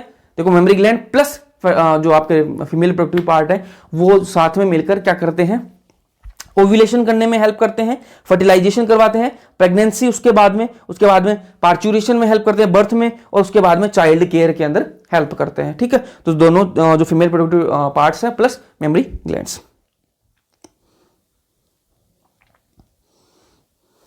ये हो गया। चलो फिर बात करेंगे oogenesis की। हमने मेमोरी ग्लैंड पढ़ ली, उसके बाद में अपन क्या बात करेंगे? oogenesis की बात कर लेंगे। oogenesis मतलब अब ओवम बना ले, स्पर्म तो अपने पहले बना लिया था, अब ओवम बना लेंगे, उसके बाद में फर्टिलाइजेशन कराएंगे, ठीक है। तो oogonia है, oogonia जो सेल्स हैं, ठीक है, oogonia सेल्स हैं, उनके अंदर क्या होगा? माइटोसिस होगा और क्या बनाएंगे? प्राइमरी oocyte बनाएंगे। क्या बनाएंगे? Primary oocyte। अब जो प्राइमरी oocyte है उनके अंदर मियोसिस स्टार्ट हुआ, मियोसिस फर्स्ट स्टार्ट हुआ, और मियोसिस फर्स्ट की प्रोफेज फर्स्ट स्टेज के अंदर ही वो अरेस्ट हो गया। क्या अरेस्ट हुआ? प्रोफेज फर्स्ट के अंदर ही, मियोसिस फर्स्ट की प्रोफेज फर्स्ट के अंदर क्या हो गया? वो अरेस्ट हो गया। और ये कब हो रही थी? जब बर्थ नहीं हुआ था तब, ठीक है। ये बर्थ से पहले की बातें हो रही हैं, ठीक है। जब बेबी जो है, जो फीमेल जो है, जो बेबी है, उसका बर्थ भी नहीं हुआ था, उस बच्ची का बर्थ भी नहीं हुआ था, और उससे पहले ही वो क्या हो रहा था? मियोसिस हो रहा था, मियोसिस फर्स्ट स्टार्ट हो गया था, और उसकी प्रोफेज फर्स्ट स्टेज के अंदर उसको अरेस्ट कर लिया। वहां पर वो मतलब प्रोसेस वो रुक गई। उसके बाद में क्या हुआ? मतलब प्यूबर्टी जो 13 to 14 जो एज है, उस टाइम पे प्यूबर्टी आती है फीमेल के अंदर। तो उस टाइम क्या हुआ? जो मियोसिस फर्स्ट है वो कंप्लीट होता है, प्राइमरी oocyte जो है वो किस में कन्वर्ट होती है? सेकेंडरी oocyte, मतलब प्रायर टू ओव्यूलेशन, प्यूबर्टी के अंदर ही तो क्या होता है, प्यूबर्टी स्टार्ट होती है तो मेंस्ट्रुअल साइकिल स्टार्ट होती है, मेंस्ट्रुअल साइकिल के बाद में क्या होता है, ओव्यूलेशन आता है, ओव्यूलेशन होता है, तो तभी क्या होती है, ये कंप्लीट होती है, मेयोसिस फर्स्ट है वो कंप्लीट होती है और प्राइमरी oocyte जो है वो सेकेंडरी oocyte के अंदर कन्वर्ट होता है और फर्स्ट पोलर बॉडी यहां पर देखने के लिए मिलती है। ठीक है, अब जो सेकेंडरी oocyte है ना, जो सेकेंडरी आपका oocyte है वो किसमें कन्वर्ट होगा, ओवम के अंदर बनता है, किससे, मियोसिस सेकेंड होगा, मियोसिस सेकेंड कब कंप्लीट होगा, देखो सेकेंडरी oocyte कब बन गया अपने पास में, ओव्यूलेशन, फर्स्ट ओव्यूलेशन प्यूबर्टी के टाइम बन गया। ठीक है, अब सेकेंडरी oocyte है ना वो कब बनेगा, वो सेकेंडरी oocyte है वो ओवम में कब कन्वर्ट होगा, सेकेंडरी oocyte तो अपने के पास प्यूबर्टी के टाइम बन गया, अब सेकेंडरी oocyte है वो ओवम में कब कन्वर्ट होगा, वो कन्वर्ट होगा जब फर्टिलाइजेशन कंप्लीट, जो फर्टिलाइजेशन होगा ना उस टाइम पे म्यूसिस सेकेंड कंप्लीट होगी, ये बात ध्यान में रखना, फर्टिलाइजेशन के टाइम में आपको पूछूंगा। ठीक है, एक स्पर्म वाली बात पूछूंगा, एक्रोसोम वाली, एक वही वाली बात पूछूंगा मैं आपसे। ठीक है, तो ये बात दोनों बातें आएंगी तो ध्यान में रखना, आपको क्लिक होगी ना तो आप मतलब बिल्कुल अटेंटिव हो। सेकेंडरी oocyte जो है ना वो ओवम में कन्वर्ट होगा, कब होगा, मियोसिस सेकंड कंप्लीट होगी at the time of fertilization, fertilization के टाइम पर ये कंप्लीट होगा और सेकंड पोलर बॉडी बनेगी। अब ये आप ध्यान से देखना, ये वाली चीज आप बहुत ध्यान से देख लेना। ठीक है, ये क्या है आपका, एक मिनट में colour change, just a minute,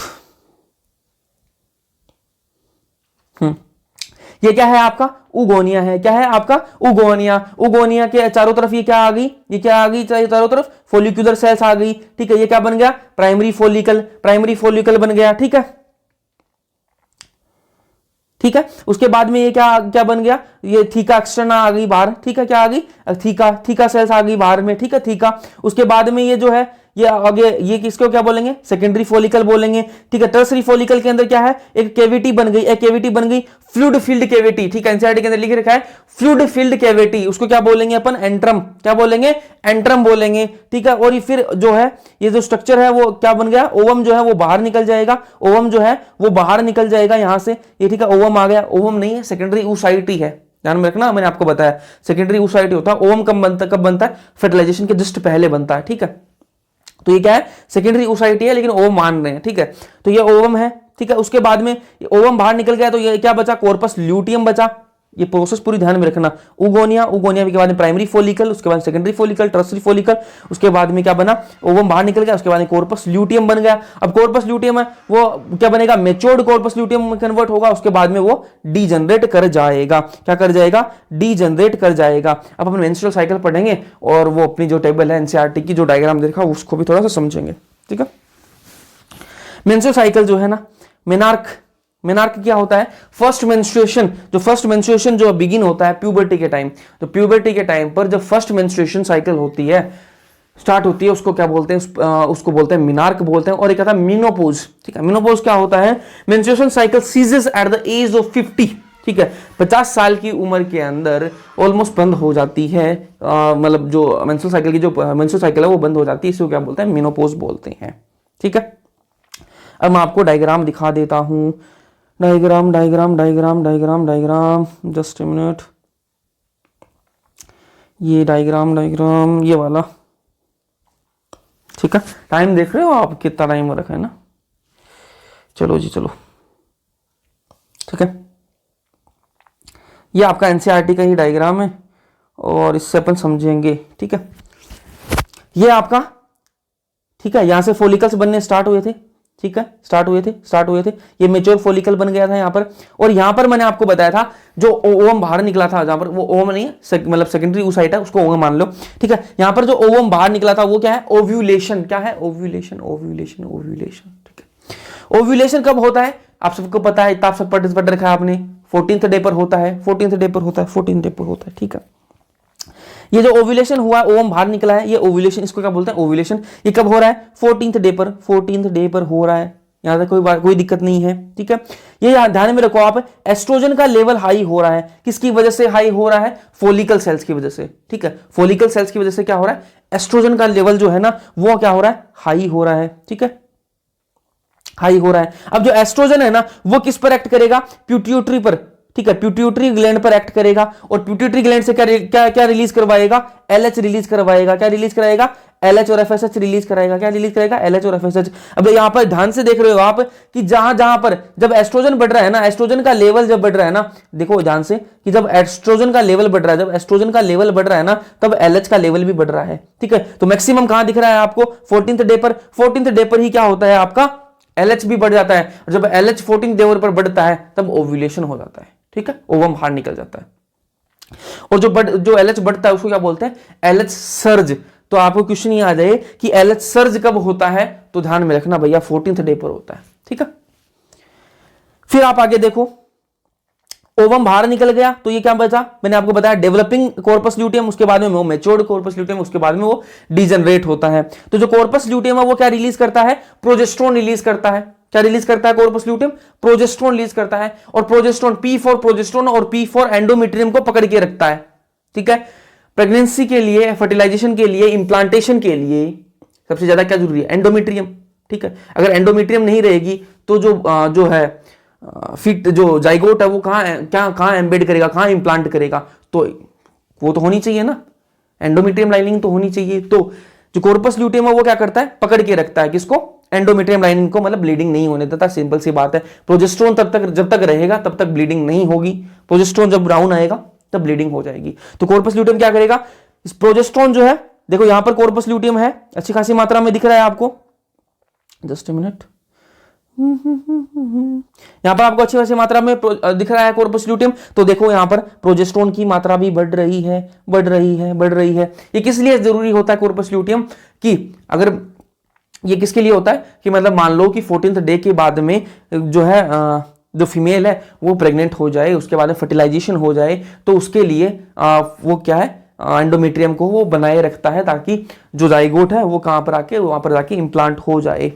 ठीक है, और अगर वो 6-7 दिन तक रहता है, उसके बाद में भी अगर फर्टिलाइजेशन नहीं होता तो उसके बाद में क्या होता है? वो डीजनरेट कर जाता है। क्या क्या कर जाता है? कॉर्पस ल्यूटियम जो है वो डीजनरेट कर जाता है। कॉर्पस ल्यूटियम कैसे कलर का होता है? येलोविश कलर का होता है, पीला होता है। ठीक है, एक बात और, अगर फर्टिलाइजेशन हो जाए, अगर प्रेगनेंसी हो जाए, तब कितने दिन तक रहेगा कॉर्पस ल्यूटियम?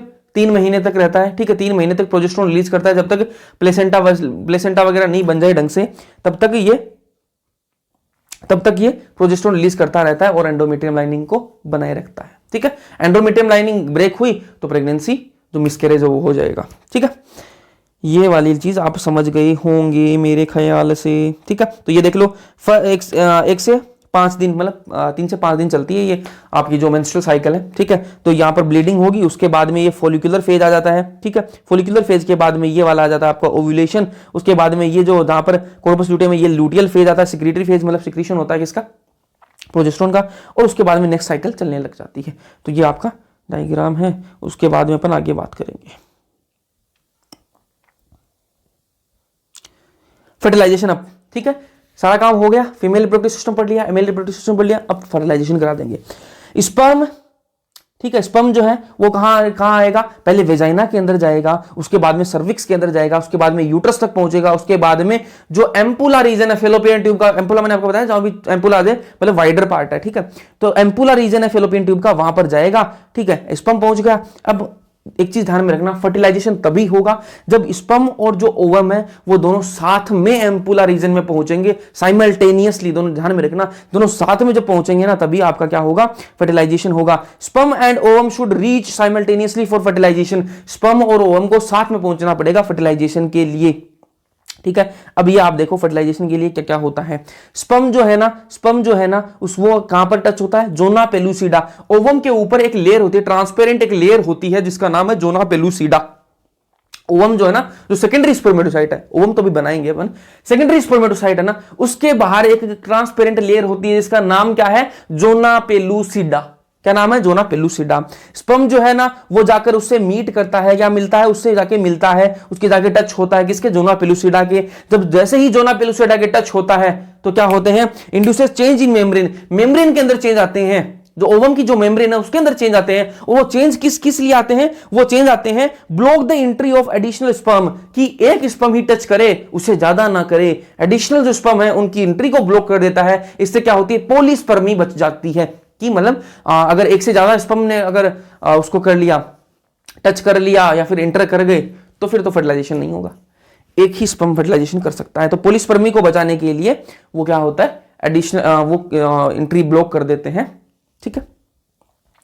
फिर सिक्रीशन ऑफ एक्रोसोम आ गई, उसके बाद में अपन ने दूसरे जो स्पर्म है उनकी एंट्री ब्लॉक कर दी, एक ही स्पर्म की एंट्री लेंगे, ठीक है, बाकी सारों को वापस भेज दिया। वैकेंसी एक ही थी यार, सीटी एक ही थी बस, बाकी सबको वापस भेज दिया, एक आ गया बस, तो खत्म।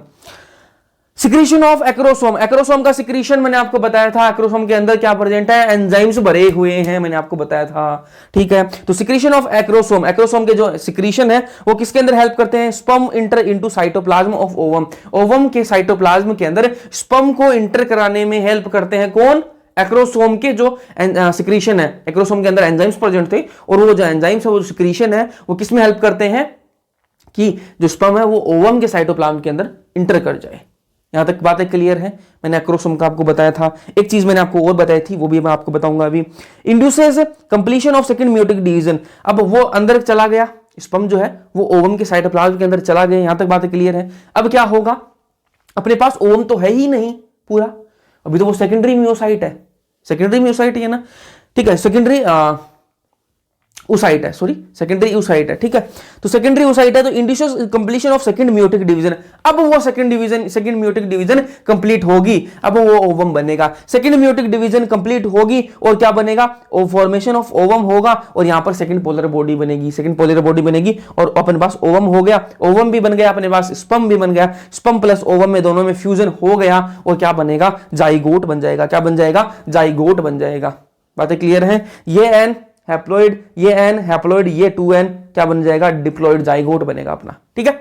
जाइगोट अपना फर्टिलाइजेशन हो चुका है। उसके बाद में अपन बात करेंगे इंप्लांटेशन की, इंप्लांटेशन की बात करेंगे। इंप्लांटेशन की बात करने के लिए अपन को क्या चाहिएगा, डायग्राम चाहिएगा, डायग्राम में जाएंगे अपन, डायग्राम जी, ये डायग्राम है आपका एनसीईआरटी का ही डायग्राम है, ये देख लो आप, ठीक है। ये आपका क्या है, यहां पर फर्टिलाइजेशन हो गया, ठीक है, यहां पर फर्टिलाइजेशन हो गया, ठीक है, और जाइगोट बन गया। उसके बाद में क्या होगा, इसके अंदर जाइगोट के अंदर डिवीजन हुआ, और क्या बनेगा, ब्लास्टोमेयर बनेंगे, और ब्लास्टोमेयर बनेंगे, और क्या ये जो स्ट्रक्चर है ये क्या है, मोरूला, ठीक है, ये क्या है, मोरूला है, और उस मोरूला के बाद में क्या बनेगा, ब्लास्टोसिस्ट बनेगा, ठीक है, ब्लास्टोसिस्ट के अंदर ध्यान से देखो, ब्लास्टोसिस्ट के अंदर क्या है, ये आउटर लेयर है, ठीक है, और ये अंदर है, आउटर लेयर को बोलेंगे ट्रोफोब्लास्ट,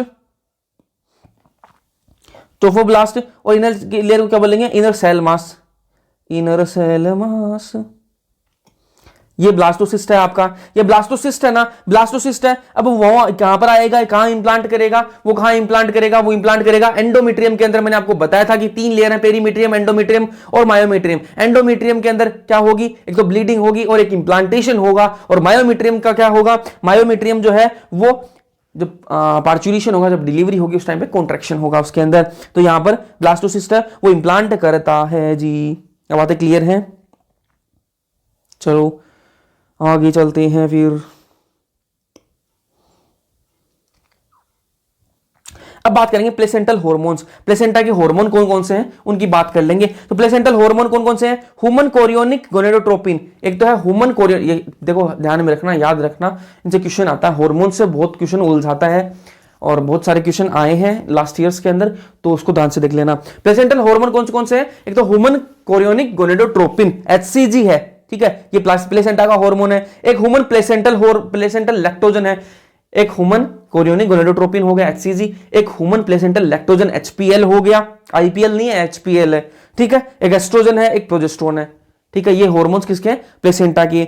एक ओवरी भी एक हार्मोन निकालती है, ओवरी भी एक हार्मोन निकालती है, कौन सा हार्मोन निकालती है, रिलैक्सिन हार्मोन। कौन सा हार्मोन निकालती है, रिलैक्सिन हार्मोन। रिलैक्सिन हार्मोन का काम आगे आएगा, मैं पूछूंगा आपसे कि रिलैक्सिन हार्मोन मैंने आपको बताया था या नहीं बताया था, तो ध्यान में रखना, रिलैक्सिन हार्मोन का काम अभी आगे आने वाला है। HCG, HPL और रिलैक्सिन, ये 3 ऐसे हार्मोन है, HCG, HPL और रिलैक्सिन, ये 3 ऐसे हार्मोन हैं जो सिर्फ प्रेगनेंसी में निकलते हैं। अगर प्रेगनेंसी नहीं है तो ये तीनों हार्मोन ही नहीं निकलते। कौन कौन से, रिलैक्सिन, HCG, HPL, कौन से, HCG, HPL और रिलैक्सिन, 3 हार्मोन है जो कि सिर्फ प्रेगनेंसी के अंदर निकलते हैं। और एडिशनल कुछ हार्मोन्स भी हैं, इनके देख लो आप जल्दी से, estrogen, progesterone, cortisol, PRL, thyroxine, increase in maternal blood, maternal blood के अंदर ये हार्मोन्स भी इंक्रीज हो जाते हैं, और ये किस में हेल्प करते हैं, फिटल ग्रोथ के अंदर, मेटाबॉलिक चेंजेस इन मदर के अंदर जो मेटाबॉलिक चेंजेस आते हैं उनके अंदर ठीक है, और मेंटेनेंस ऑफ प्रेगनेंसी को मेंटेन करने के अंदर हेल्प करते हैं। अब एनसीईआरटी के अंदर एक दे रखा टर्म दे रखी है स्टेम सेल्स। ये स्टेम सेल्स क्या हैं? स्टेम सेल्स क्या हैं? Certain cells in inner cell mass. Inner cell mass के अंदर कुछ सेल्स हैं, इनर सेल्स मास के अंदर कुछ सेल्स हैं जो कि which have the potential to give rise to tissues and organs. उनके अंदर ऐसी योग्यता है, पोटेंशियल का मतलब एबिलिटी, ठीक है, एबिलिटी है कि वो सारे टिश्यूज और ऑर्गन्स को बना सकती हैं। वो कौन है? स्टेम सेल्स है। ठीक है, मैं आपको एक डायग्राम और दिखा दूं। ये वाला डायग्राम देखो आप, ये वाला डायग्राम देखो, ये आपका क्या है? ये वाला क्या है? आपका एम्ब्रियो है। ठीक है, ये एम्ब्रियो है, ये जिससे कनेक्टेड है वो क्या है? प्लेसेंटा। प्लेसेंटा के अंदर क्या है? अम्बिलिकल कोड है। ठीक है, तो प्लेसेंटा किसमें हेल्प करता है? जो ऑक्सीजन वगैरह का, ऑक्सीजन CO2 का आदान प्रदान करने में हेल्प करता है, उसका जो एक्सक्रीटरी मटेरियल है उसको बाहर निकालने में हेल्प करता है, उसको न्यूट्रिएंट्स प्रोवाइड कराता है एम्ब्रियो को, तो उसमें हेल्प करता है। ठीक है जी, फिर आगे चला जाए, आगे चला जाए। ठीक है, अब ये देख लेते हैं अपन 9 महीने की प्रेगनेंसी होती है, उसमें कब क्या बनता है वो सारी चीजें अपन देख लेते हैं। कौन से महीने में क्या बनेगा वो सारी चीजें देख लेते हैं। आफ्टर 1 मंथ, 1 महीने के बाद, 1 महीने के बाद क्या बनेगा? आपका दिल बन जाएगा, हार्ट फॉर्म्ड। ठीक है, 1 महीने के बाद ही आपका दिल बन जाएगा, बच्चे का दिल बन गया। ठीक है, 1 महीना हो गया, 1 महीना हो गया और बच्चे का दिल बन गया। अभी बेबी को डिलीवर करेंगे थोड़ी देर में, बस 5-10 मिनट और बेबी को डिलीवर कर देंगे। आफ्टर 1 मंथ दिल बन गया। ठीक है, दूसरे महीना आ गया, दूसरा महीना खत्म होने वाला है, दूसरा महीना खत्म होने वाला, क्या बन गया? Limbs and digits. Limbs and digits, हाथ पैर बन गए और उंगलियां बन गई। क्या बन गए? हाथ पैर बन गए और क्या बन गई? उंगलियां बन गई, उंगलियां बन गई। एंड ऑफ 3rd मंथ, अब तीसरा महीना हो गया है, तीसरा महीना हो गया है। तीसरे महीने को क्या बोलते हैं? 12 वीक या फिर फर्स्ट ट्राइमेस्टर। 12 वीक या फिर क्या बोलते हैं? फर्स्ट ट्राइमेस्टर भी बोलते हैं इसको। ठीक है, मेजर ऑर्गन सिस्टम जो है वो बन चुके हैं, जो जितने भी मेजर ऑर्गन्स हैं वो सारे बन चुके हैं। इसके अंदर कौन से आगे? लिम्स और एक्सटर्नल जेनिटेलिया। एग्जांपल के लिए लिम्स बन गए, हाथ पैर बन गए और एक्सटर्नल जेनिटेलिया बन गए। ठीक है, तो जो सबसे ज्यादा एमटीपी जो सेफर मानी जाती है वो अपन नेक्स्ट चैप्टर के अंदर करेंगे भी एमटीपी के बारे में, तो वो फर्स्ट ट्राइमेस्टर के अंदर ही मानी जाती है। और देखो एक्सटर्नल जेनिटेलिया बन गए। ठीक है, तो वो सारे लोग क्या करते हैं ज्यादा दिमाग लगा के कि यहां पर क्या करते हैं, वो फीमेल फिटिसाइड का नाम सुना होगा आपने, वो देख लेते हैं कि लड़का है या लड़की है, और उसके बाद में अगर लड़की है तो उसको एमटीपी करा देते हैं, तो वो इलीगल है और बहुत सारे नहीं होता है, मतलब नहीं होता है। ठीक है, ड्यूरिंग 5th मंथ, अब 5वां महीना चल रहा है। कौन सा महीना चल रहा है? 5वां महीना चल रहा है। और 5वें महीने में क्या है? First movement of hairs, first movement, पहला मूवमेंट। ठीक है, बच्चा है जो है वो लात मारना स्टार्ट कर दिया, बच्चे ने क्या कर दिया है? पहला मूवमेंट पहला मूवमेंट है वो शो कर दिया है, बच्चे ने लात मार दी है 5वें महीने के अंदर। और क्या है? हेयर्स ऑन हेड, हेड के बाल, सर के ऊपर क्या आने लग गए हैं? बाल आने लग गए हैं। उसके बाद में एंड ऑफ 6th मंथ, 6वां महीना खत्म होने वाला है। 6वां महीना कौन सा है? खत्म होने वाला है। इसको क्या बोलते हैं? 24 वीक्स या फिर सेकंड ट्राइमेस्टर भी बोलते हैं। क्या बोलते हैं? सेकंड ट्राइमेस्टर भी बोलते हैं। इसमें क्या क्या हो गया? Fine hairs on head, sir पर है ना वो छोटे छोटे बाल आ जाते हैं। और क्या है? आईलिड्स सेपरेट, जो आंखों की जो पलकें हैं वो सेपरेट हो जाती हैं। और आईलैशेस फॉर्म्ड, जो आईलैशेस है वो बनने लग जाती हैं। लड़कियां हैं उनको पता है आईलैशेस क्या होते हैं, लड़कों को तो क्या ही पता होगा आईलैशेस क्या होते हैं। फेक आईलैशेस भी तो लगाती है ना लड़कियां, तो आईलैशेस ये जो वाले बाल है ना आगे, इनको आईलैशेस बोलते हैं। और आईलिड्स मतलब ये जो पूरा है ये आईलिड्स होता है। अब मैं कैसे दिखाऊं आपको? ठीक है जी, अब अपन कराएंगे क्या? पार्चुरेशन कराएंगे। ठीक है, बच्चा अपना तैयार है, 9 महीने हो चुके हैं, पार्चुरेशन करवाना है। ठीक है, अभी बच्चा थोड़ी देर में आने वाला है, तो अभी मस्त गाने वाने चलेंगे, डीजे वीजे बजाएंगे और क्या करेंगे? बढ़िया खाना वाना खाएंगे और मिठाई विठाई खाएंगे। ठीक है, तो बस थोड़ी देर और रुक जाओ बस। पार्चुरेशन, फुली डेवलप्ड जो फीटस है प्लस प्लेसेंटा और जो फुली डेवलप्ड आपका फीटस है वो क्या करेगा? दोनों मिलकर, placenta plus fully developed foetus है, दोनों मिलकर क्या करेंगे? इंड्यूस करेंगे माइल्ड यूट्राइन कॉन्ट्रैक्शन, यूट्रस के अंदर माइल्ड कॉन्ट्रैक्शन करेंगे। ठीक है, अच्छा वाला कॉन्ट्रैक्शन करेंगे और उससे क्या होगा? फीटल इजेक्शन रिफ्लेक्स भी होगा साथ में। जो फीटस है वो बाहर निकलने की कोशिश करेगा, ठीक है, उसके लिए रिफ्लेक्स देगा। ठीक है। और वो जो रिफ्लेक्स देगा उससे क्या होगा, release of oxytocin from pituitary, ठीक है। पिट्यूटरी से, पिट्यूटरी जो ग्लैंड है उससे क्या रिलीज होगा, ऑक्सीटोसिन रिलीज होगा। और जैसे ही ऑक्सीटोसिन रिलीज होगा, ये ऑक्सीटोसिन जो जैसे रिलीज होगा ये क्या करेगा, ये क्या करेगा, स्ट्रॉन्गर एंड स्ट्रॉन्गर कॉन्ट्रैक्शन करेगा। क्या करेगा, स्ट्रॉन्गर एंड स्ट्रॉन्गर कॉन्ट्रैक्शन कराएगा, और भी तेज कॉन्ट्रैक्शन कराएगा। और कॉन्ट्रैक्शन मैंने आपको बताया था, 3 लेयर बताई थी मैंने आपको, पेरीमीट्रियम, मायोमीट्रियम और एंडोमीट्रियम। एंडोमीट्रियम के अंदर मैंने आपको बताया था कि ब्लीडिंग होगी इसके ब्रेक होने से, और क्या होगा इसके अंदर इंप्लांटेशन होगा। मायोमीट्रियम के अंदर मैंने आपको बताया था कि कॉन्ट्रैक्शन होगा, मैं आपसे पूछूंगा ये बात, ठीक है। तो वो आ चुकी है। ऑक्सीटोसिन से क्या होगा, जैसे ही पिट्यूटरी से ऑक्सीटोसिन रिलीज होगा, स्ट्रॉन्गर एंड स्ट्रॉन्गर कॉन्ट्रैक्शन होंगे, और उसके बाद में क्या होगा, उसके बाद में क्या होगा, जिसका मुझे था इंतजार वो घड़ी आ गई, डिलीवरी ऑफ बेबी, बेबी का डिलीवर हो जाएगा, बेबी है वो बाहर आ जाएगा और जश्न मनाने की तैयारी स्टार्ट हो जाएगी। जैसे ही बेबी डिलीवर होगा उसके बाद में सून प्लेसेंटा, प्लेसेंटा है वो भी एक्सपेल हो जाएगा थोड़ी देर बाद में ही, ठीक है। तो भैया ये अपन ने बेबी डिलीवर करा दिया है। अभी थोड़ा सा और रुक जाओ, उसके बाद में अपन जश्न मनाएंगे। थोड़ा सा और रुक जाओ, थोड़ा सा, बस थोड़ा सा और रुक जाओ, उसके बाद में जश्न तो मनाना है ही। कोलेस्ट्रम, कोलेस्ट्रम ठीक है, बच्चा हुआ है उसको दूध भी तो पिलाएंगे ना। तो कोलेस्ट्रम, कोलेस्ट्रम क्या होता है, कोलेस्ट्रम क्या होता है, फर्स्ट मिल्क, इनिशियल मिल्क बोलते हैं इसको, फर्स्ट मिल्क, इनिशियल मिल्क बोलते हैं। और इसके अंदर क्या होता है, कंटेन आईजीए एंटीबॉडी। इसके अंदर कौन सी एंटीबॉडी होती है, आपको ऑप्शन में कंफ्यूज करेगा, आईजीजी, आईजीई, आईजीडी, आईजीए होती है, आईजीए होती है। कोलेस्ट्रम के अंदर कौन सी एंटीबॉडी होती है, आईजीए। कौन सी होती है, आईजीए, ठीक है जी। दूध पिला दिया बच्चे को। कोलेस्ट्रम कैसा कलर का होता है, येलोविश कलर का होता है, ठीक है। पहले मतलब पुराने टाइम में गांवों के अंदर, और शहरों को पता नहीं मुझे, गांव के अंदर जो है, जो फर्स्ट मिल्क जो होता है जो येलोविश कलर का होता है, उसको मतलब सही नहीं मान के ऐसा लगता है कि, ऐसा बोलते थे कि गंदा दूध है, इसलिए उसको फेंक देते थे, उसको पिलाते नहीं थे बच्चे को। बाद में धीरे धीरे एजुकेशन हुआ और उसको पता लगा कि इसके अंदर जो एंटीबॉडीज होती हैं जो एसेंशियल है, बहुत अच्छा दूध होता है वो तो इसलिए वो फर्स्ट मिल्क है वो देना चाहिए, उसको फेंकना नहीं चाहिए, उसको तो पिलाना ही चाहिए। उसके अंदर आईजीए एंटीबॉडी होती है, ठीक है। फिर 2-3 टर्म है वो देख लो, उसके बाद में जश्न मनाएंगे, उसके बाद में नाचेंगे गाएंगे क्योंकि बच्चा हुआ है। जेस्टेशन पीरियड, जेस्टेशन पीरियड मतलब 9 मंथ्स का होता है। हिंदी वाली जो एनसीईआरटी है ना उसके अंदर 9.5 मंथ्स का भी दे रखा है, लेकिन जो आंसर है ना जो होता है हिंदी इंग्लिश में जो तू मैं होती है, तो इंग्लिश वाला जो है वो सही मानते हैं। इंग्लिश वाली एनसीईआरटी के अंदर 9 महीने है, तो आपके लिए कोई दिक्कत नहीं है। 9 मंथ्स का जेस्टेशन पीरियड होता है, मतलब प्रेगनेंसी है वो 9 महीने का होता है, उसको क्या बोलते हैं, जेस्टेशन पीरियड बोलते हैं। पार्चुरेशन क्या है, process of delivery of baby, baby की जो डिलीवरी की जो प्रोसेस है उसको क्या बोलते हैं, पार्चुरेशन बोलते हैं। लैक्टेशन क्या है, mammary gland start producing milk at the end of pregnancy, pregnancy के जस्ट बाद में मेमरी ग्लैंड्स जो है वो मिल्क प्रोड्यूस करना स्टार्ट कर देते हैं। और ये आपका चैप्टर हो गया है कंप्लीट। क्या हो गया है, कंप्लीट। ह्यूमन रिप्रोडक्शन कंप्लीट हो गया। मुझे लगता है कि शायद आपको समझ में आ गया होगा, नहीं आया है तो एक बार और देख लेना, और कोई जहां भी दिक्कत आई मुझे मैसेज करके बता देना, ठीक है। ये चैप्टर कंप्लीट हो गया है और बच्चा हुआ है तो जश्न मनाने की तैयारी करो और बढ़िया मिठाई विठाई खाओ और बढ़िया से पढ़ो, और आज नाच भी लेना क्योंकि बच्चा तो हुआ है।